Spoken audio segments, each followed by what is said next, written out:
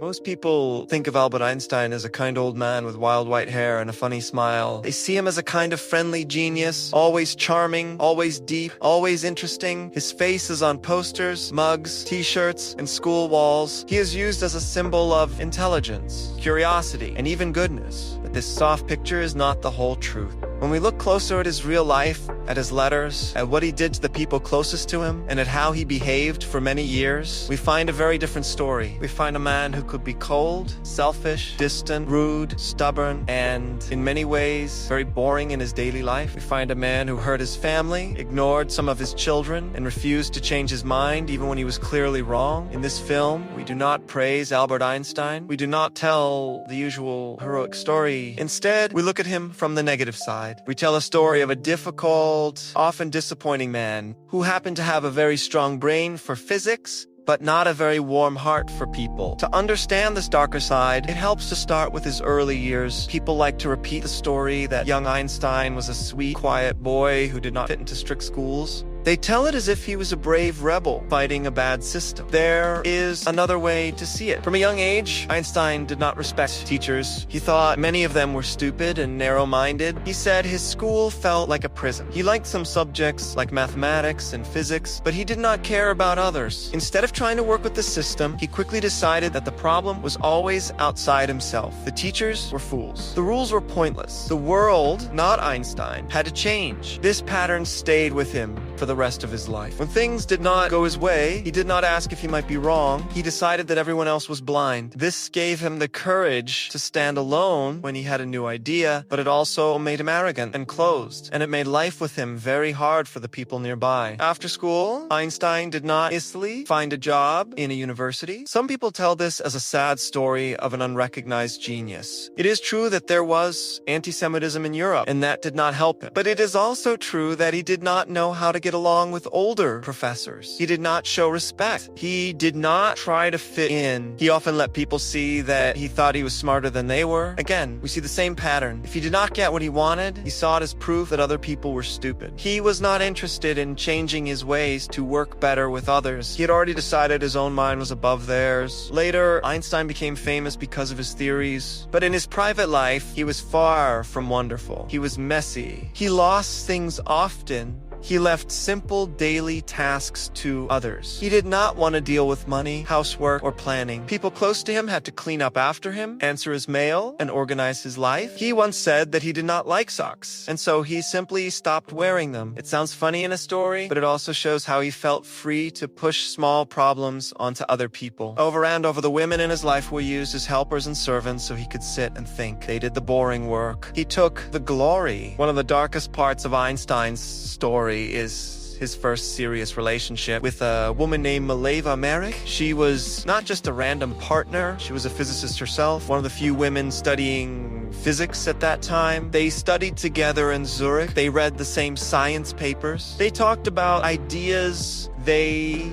fell in love. In their love letters, they often discussed physics. The way they wrote makes it clear that Mileva did not only listen, she worked with him, she checked his math, she shared his dreams of doing important research. In a world that did not welcome women scientists, she hoped to build a life in science side by side with him. Then she became pregnant before they were married. She went to stay with her parents. Their baby girl, named Lee Zerl, was born. Here, we see a very cold and selfish side of Einstein. He never went to see his own daughter, not even once. In his letters, he worried more about how this secret child might harm his career